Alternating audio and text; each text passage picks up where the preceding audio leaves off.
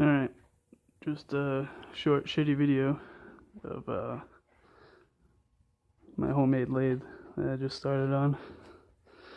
Actually, I've been kind of fiddling with it for a while, but I'm just kind of getting all the stuff together.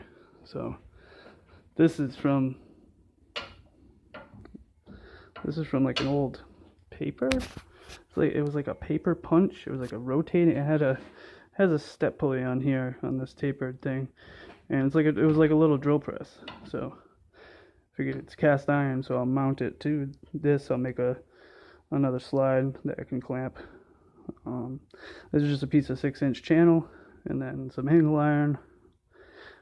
This is obviously going to have a lot more mass to it. I'm going to put another plate on top of it, and yeah, it's kind of supported underneath as well. Not exactly sure how much I'm going to be able to do with this.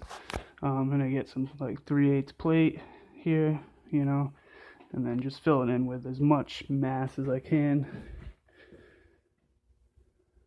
So yeah, but this is my favorite part right now. This is like 1 inch. It has a hole in the middle, and it was like a collet that went in there, I think, like a little tiny one. I don't know what the hell this was used for. I think it was like for, I don't know, there was a bunch of paper in here, like hole punches, in like jammed right up in it, so no idea. Yeah, you can see it's just all clamped and thrown together, but this works. We are making forward progress right now. Yep, yeah, it's moving right along there.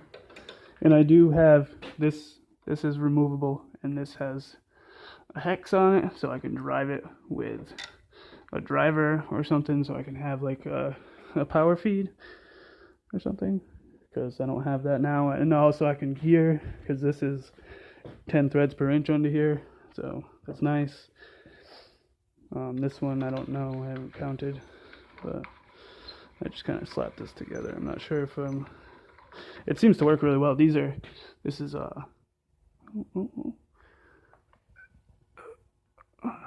this is cut, but obviously I need a lot more thick steel surrounding this. Where are you even? Oh, I see.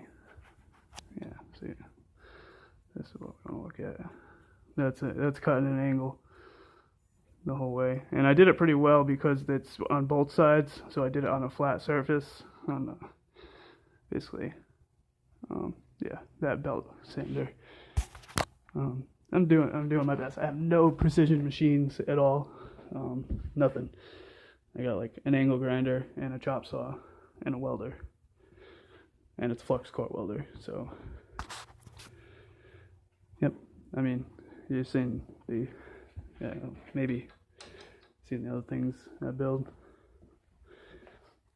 I know it's been a while since I made a video, so I guess I'm gonna show this guy. He's still kicking.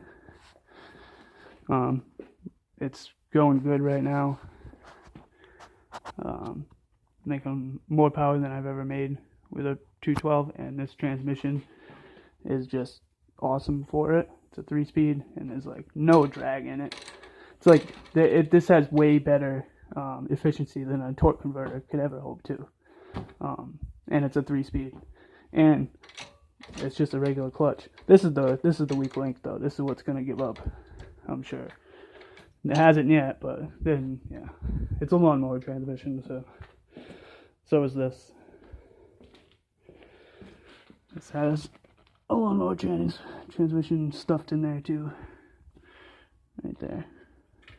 This one I kept the vertical input shaft, and now it's got a 90-degree output, and there's like a bevel gear in there, so this thing winds, and it there's a lot of drag on this. So like, yeah, so like the motor's got 10 horsepower, you got 5 at the wheel or 6 at the wheel.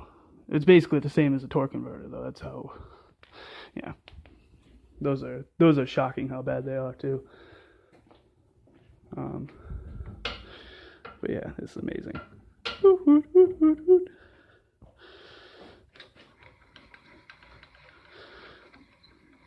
I'm gonna need something better here, I feel like, because I feel like I'm just gonna fire that thing right off of here if I actually start pushing some tool pressure onto here. I have a 3rd horsepower motor that I'm gonna start with because I'm scared of it. And then I have a couple other 1 horsepower motors and different things. So, and yeah, I have a step pulley that I'm going to start with. I'm sure I'm going to need more, but I got a step pulley on each one because this came from that little drill press. But this is a 5/8 shaft, so it can go onto this much better motor. Once I decide this won't even turn the machine when it's all together. Well, we'll see. Yeah, this, because I have there's no way I'm going to make this right. I ordered an indicator, but I don't have it right now. So I know I'm going to put an indicator on this carriage and like try to sweep across something to try to make this right. Because I got it welded there, but I can still adjust it, this and that. And then this is going to be bolted down with 6 like big bolts, and then I can shim it if I need to. And also if I want to like jack this thing up in the air for doing like a big wooden bowl or something, I can do that. So I'm not sure. I don't think I'll be able to really turn steel incredibly well ever with this, but I've seen some homemade lathes do it pretty well, so I have hope. I'm gonna have to make some measurements. I know this is a 10 turn per inch thread, so that's good. Yeah, that chuck isn't bolted on, that's why the zip tie's there. I don't want that to. Yeah, these are truck bearings from our Ford Ranger here and here. This one happens to be 1.25 inches. I don't think this is actually from, I don't forget what that's from. This is from Ford Ranger, and there's like a taper there and steps up to like 1 3/8, so this one fits.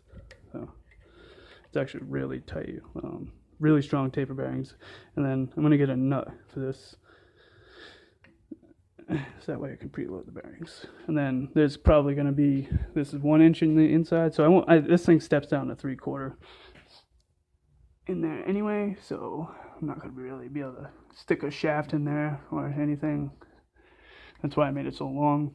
And I'll be able to put like a steady rest somewhere, and you know, if I got like or obviously I get the tailstock too, which I'll just back all the way off and then push it into the work, I think. Or maybe have a stop on this that I can apply pressure with.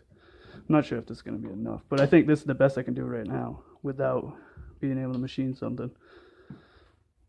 And this is obviously going to be on blocks, like some steel blocks or something to lift it. And this is going to have to be movable on like a little carriage, kind of like this, but without a crank feed. I don't think I want to do that. That'd be silly. Have 2 cranks under there. I could fit it. This is so smooth. So smooth though. I'm happy I went with this setup. I know how a real lathe works. It's got like a thread here maybe, and then you're actually turning the nut, I think, on the lead screw. The only time the lead screw turns when you're doing automatic feed. Pretty sure. I think that's how it works. But yeah. Yeah, I have hope. I think this will work. I think it'll definitely turn aluminum, no problem. Wood, plastic, probably mild steel. Hopefully, with high speed steel bits, I think I'll do it. I think I'll be able to do it. Light cuts. But yeah, that's all I got today.